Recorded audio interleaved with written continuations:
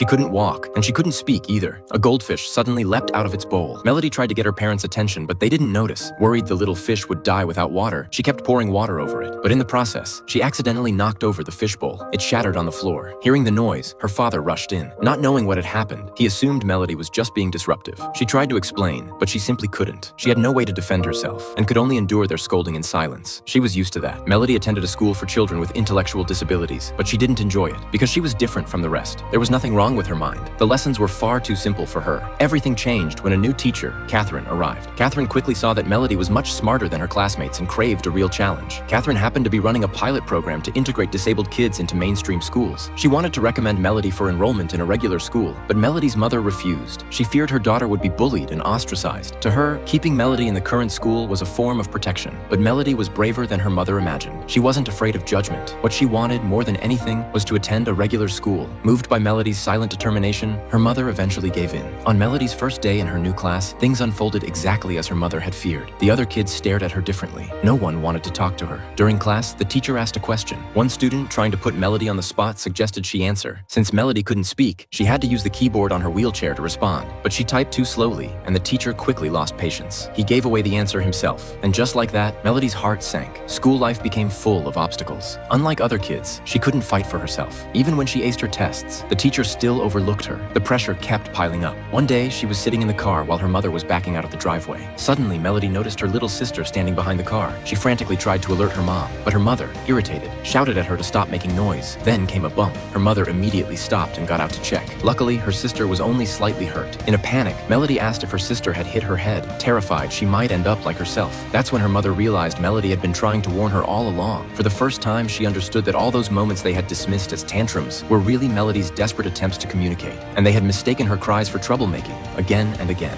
Hearing her mom's apology, Melody burst into tears. She had finally been understood. Her mother made a decision. From now on, she wouldn't speak for Melody anymore, because she now knew Melody had a voice of her own. With her mother's support, Melody found the courage to return to school. Using her speech device, she finally voiced her inner thoughts. She no longer feared people's stares, and she was determined to finish her education in her own way.